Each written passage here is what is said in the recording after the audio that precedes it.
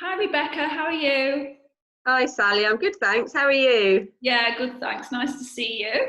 And you? Yeah, Strange times, isn't it? yeah. I keep saying it's just nice to see a different face and have a chat with somebody different rather than the four walls. Absolutely. So what I wanted today was just have a little bit of chat about what you do at NKD and a few top tips for looking after your bits and pieces while we're on lockdown. So tell me Okay. a bit about yourself and about NKD. Okay, so yeah, I'm Rebecca. I'm the owner of NKD. We've just celebrated our 10th birthday in December of our Nottingham salon. So we are waxing and beauty specialists. So we're not a generalist beauty salon. We don't do nails, massage, facials. We very much specialise in waxing, intimate waxing particularly, but also all kinds of body, facial waxing, men and women. And we have lash and brow bars too, where we do things like HD brows, lash extensions, lash lifts, henna brows, that kind of thing. And we've had our Leicester salon open for 2.5 years now. Okay, and of course we used to be neighbours, didn't we? We did. I mean, it seems like so long ago. I moved out of Bridal Smith Walk in 2015. So I Wow. was there from 2009 till 2015. And it does feel like a long time ago now, but it was a great place to establish the business. Yeah, And yeah, it was, a nice little community down there, isn't it? yeah, absolutely. Yeah. So how did it come about? What's your story behind the salon? So I don't have a beauty background. I don't have any qualifications or anything in beauty. Quite a long story. I was living in Brazil. That was 20 years ago. So I was there over the millennium, and I got introduced, let's say, to the to Brazilian waxing. They're obviously world leaders in waxing, and that, well, some people might not know, but the Brazilian wax does actually come from Brazil. So I started having the treatment there.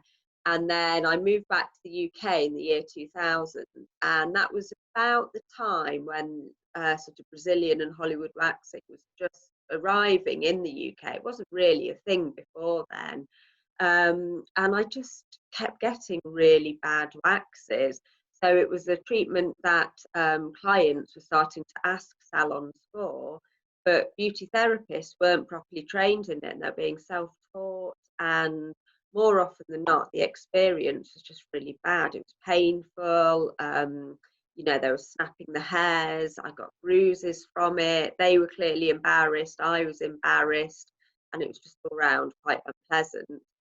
I didn't think anything of it because I was back then a sort of journalist and writer, writing in trade press. So I didn't think anything of it. And then about 7 years later, I went on holiday and I was in Asia and I saw some specialist waxing bars there.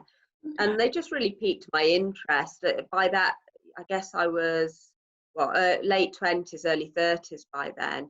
And I'd started going to beauty salons myself. And I just felt that quite a lot of them were irrelevant to younger people. Beauty salons in general in this country, I felt, still catered towards women with lots of time on their hands who wanted to maybe take a whole afternoon out, to pamper themselves. And that just wasn't relevant kind of treatment and experience that I was looking for.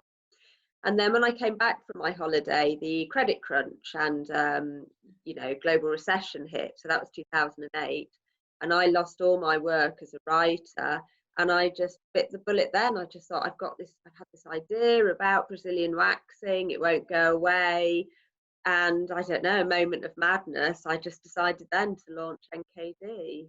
Brilliant. Yeah, I suppose back in those days, like you say, people weren't being trained properly. It was almost as if they probably picked up on something that would be a good thing to do, but didn't really know how to do it properly because they'd not had the experience like you. And don't you think sometimes it's like even going to a restaurant, isn't it? To know how to cook and serve good food, you need to go to a really good restaurant see how they Well, present it, isn't it? absolutely, yeah. But it's, I mean, I find it shocking still, actually, how many therapists still carry out the treatment but aren't actually certified or properly insured. And it's just not the type of treatment you should be carrying out in those circumstances. And I think as a client, you'd want to know that, you know, your therapist has had the best training, is insured. But so many girls aren't still, and it's bad. And to have that hot wax drifting around places Yes. you don't really want hot wax in the first place. Oh dear, oh dear. So, so I just thought we could have a little bit of discussion about how, you know, intimate waxing's been quite a taboo thing, hasn't it? But now it is something that we talk about, and you know, even the men go and have things done now as well. So what do you think's brought on the growth of the availability and the ability to talk about it more now? Is it just a time thing, or? Yeah, I don't know. Are people just less inhibited now? I mean, I think there is definitely a huge generational element to it. So, you know, I'd say most of our customers are in the sub 50 year old category. You know, we do have a lot of women still in the sort of probably 50 to 75-year-old age category, but predominantly our customers are probably aged about 20 to 45, 50.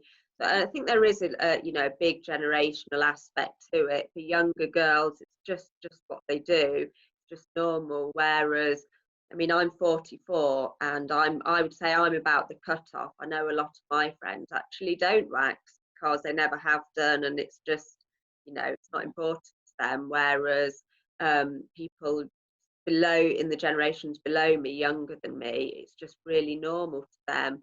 I hope that people know that, you know, there's nothing to be embarrassed about with body hair. We all have it. I think, you know, it is still a taboo subject. A lot of women don't like to publicly admit, you know, that they've got hair growing in, you know, whether it's on their upper lip or their chin or wherever. But it happens to us all, especially as we age. And the message we try and put out at NKD is there's nothing to be embarrassed about. You know, whether or not we all shout about it, we all have hair in those areas, and probably increasingly so as we get older. If you don't want to remove it, that's fine. If you're comfortable with it, then, you know, that's absolutely fine. Yeah. And if you want to remove it, we'll help you remove it in the kind of safest, most hygienic, and the most comfortable way. Yeah.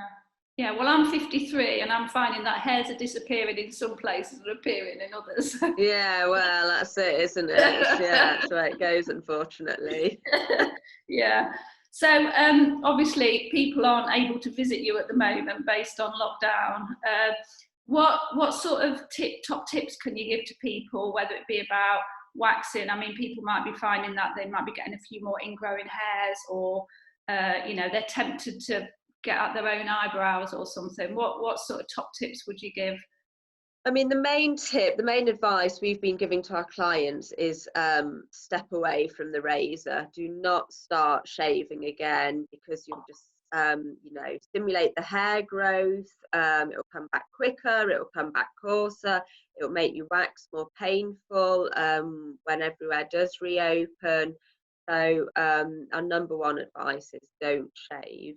You know, let it all grow out if you want. There's obviously, as we've just talked about, nothing wrong with having hair on your face or your body, or, you know, your intimate areas. So let it grow out if you want to. If you don't, we're advising using the trimming attachment of, say, an electric, you know, lady shaver or normal electric shaver, to cut the hair short, but not to shave it off as such. Facial hair, we're recommending bleaching as sort of the number one thing. You know, you can buy home wax strips. I don't think you'll get great results with them. With eyebrows, again, I mean, this is a great opportunity to just grow your brows out. So many people have overplucked brows, and, you know, come to the salon and really want to get a sort of regrowth pattern in place. This is the ideal time. Just leave your brows, grow them out. If you do want to pluck, just, you know, there's sort of a few hairs underneath, don't pluck on top. don't try and change the shape dramatically. So I'd say just go au naturel as much as you can, you know, and just a few little tidy ups here and there. Yeah, I think that's it. Au naturel in lots of lots of things, whether it be your proper hair coming. We won't even recognise people, will we, when we get back to real life? We'll be, shit. It'd be quite funny, to be fair. I know. I mean, that's the other thing, is that obviously we don't really know when things are going to get back to whatever normal will be, and I don't know whether we'll ever go back to how things ever used to be, but I'm sure you'll be starting to put things in place so that things are right when you go back, and that you're following all the procedures. Yeah, I mean, it's very hard to know at the moment. You know, yeah, by the time this video airs, we could be reopened again. Could be a few weeks, it could be a few months. I must say, I'm starting to struggle with that lack of just knowledge about what's going to happen, and I hope the government starts to clarify things soon, even if it's, you know, not exact. I'm not expecting exact timelines, but some kind of indication as to which businesses may reopen in the first phase, and you know, I think that would be so helpful to everyone. Yeah, absolutely. I mean, I'm probably feeling the same. I know yours is very intimate, but our business is quite intimate as well, because we obviously have to, you know, be in close proximity to our customers, and you're going to have that as well, even more so. So yeah, we'll just have to wait and see what happens. Have you been finding lockdown okay? Yeah, I mean, I think there are definite positive sides to it. Generally speaking, I feel permanently frazzled, just trying to, you know, build the business, work really hard, try and look after the children who are still young, try and exercise and keep myself fit and healthy. You know, like a lot of working women, I feel permanently exhausted, and I think it's really nice to have had some time where, you know, for us, all the children's activities have stopped. The salon's closed, and it has been, you know, we've actually had some lovely times, some really Yeah. nice family time together, and just some rest, really. Definitely. Brilliant. Well, you take care. Nice to speak to you, and Thank you, Sally, and you. yeah, look forward to catching up soon. Yeah, all right, take care. Bye.